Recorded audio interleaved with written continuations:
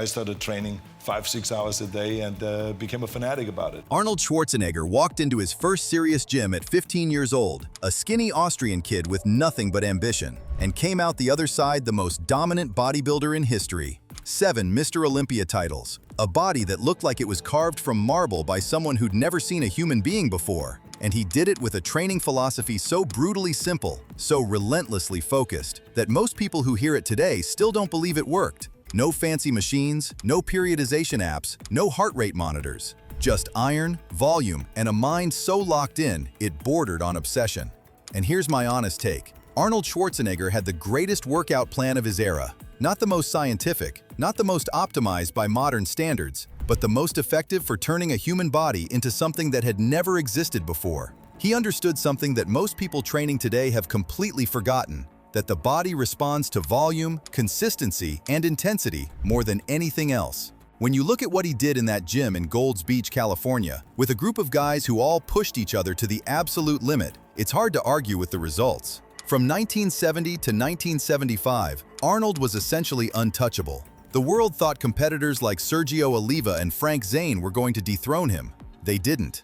Because while everyone else was training smart, Arnold was training insane. So, what did he actually do in that gym? How did he turn a small town in Austria into the launching pad for the most famous physique in human history? Here's what Arnold did every single day for years straight. And when I tell you this, you're going to think someone made it up. Every morning, 6 days a week, Arnold was in the gym by 9 a.m. Not because he had to be, because he couldn't imagine not being there. He trained twice a day during peak contest prep, morning session, evening session, each one running between 90 minutes and 2 hours. That's potentially 4 hours of lifting every single day, rain or shine, sick or healthy. But what made it work wasn't just the hours, it was the system. Arnold used a split routine built around the concept of muscle confusion, hammering the same muscle groups from every conceivable angle so the body never got comfortable, never plateaued, never stopped growing. He trained chest and back together on the same day, which sounds insane because it is. While most guys were resting their back while training chest, Arnold was supersetting bench press directly into barbell rows. No break.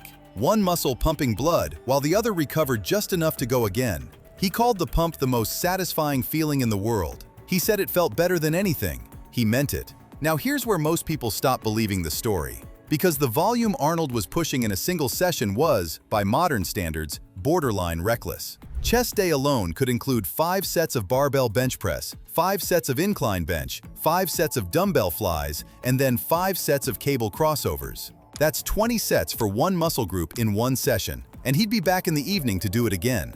When you're accumulating that kind of volume in a single day, your brain becomes your worst enemy. The temptation to quit, to shorten the sets, to skip the last exercise. That voice gets louder every time you walk into the gym exhausted. Arnold had a system for that too. He just didn't let himself leave. Simple as that. The doors to Gold's Gym stayed open, and Arnold stayed inside them.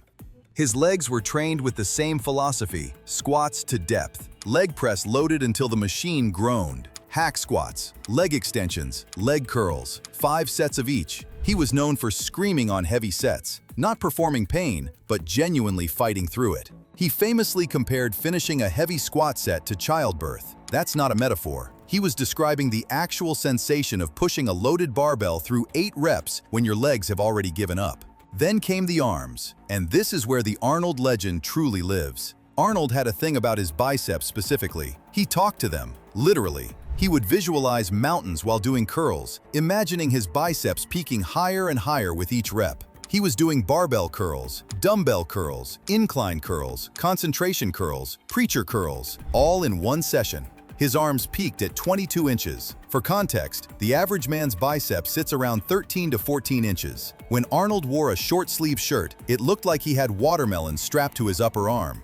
The psychological dimension of his training is what most people skip over, and it's the thing that actually explains the results. Arnold believed completely in the power of visualization. Before a competition, he would spend time alone, eyes closed, seeing himself on stage, seeing the judges turning toward him, seeing the trophy in his hand. He described it as a form of programming, telling his nervous system what was going to happen before it happened. Cus D'Amato was doing the same thing with Mike Tyson years later, which tells you everything. The greatest athletes in history kept arriving at the same conclusion: the mind goes first, and the body follows. Now, what did Arnold eat to fuel all of this? Because you cannot train twice a day, 6 days a week, pushing 20 sets per muscle group without serious nutritional support. And this is where people expect some revolutionary answer. There isn't one. Arnold ate a lot of protein, a lot of carbohydrates, and a lot of calories. Eggs in the morning, sometimes a dozen. Steak at lunch, chicken at dinner. He drank milk like it was going out of style. No elaborate macro tracking, no cutting-edge supplements beyond the basics. He just made sure the tank was always full because the engine was always running.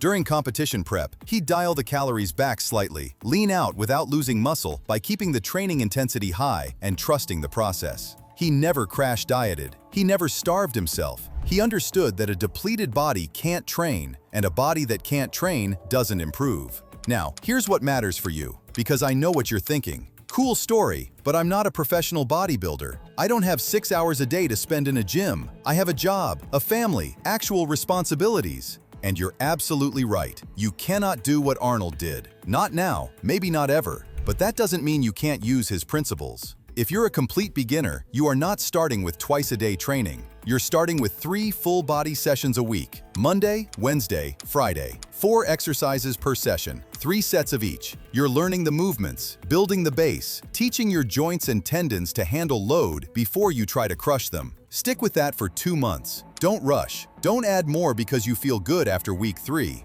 The gains from beginner training come from consistency, not complexity. If you're intermediate, you've been training for a year or more, you know the movements, you're not sore for 5 days after squats, then you can start introducing the split approach. Upper body one day, lower body the next. 4 days a week, 3 to 4 exercises per muscle group, 3 to 5 sets each. Add 1 set per exercise every 4 weeks. That progressive overload, adding just slightly more volume over time, is the actual mechanism behind Arnold's growth. Not the screaming, not the visualization, just more work, done consistently over years. Now let me tell you about the one thing that made Arnold look different from every other bodybuilder on stage, even the guys who were nearly as big.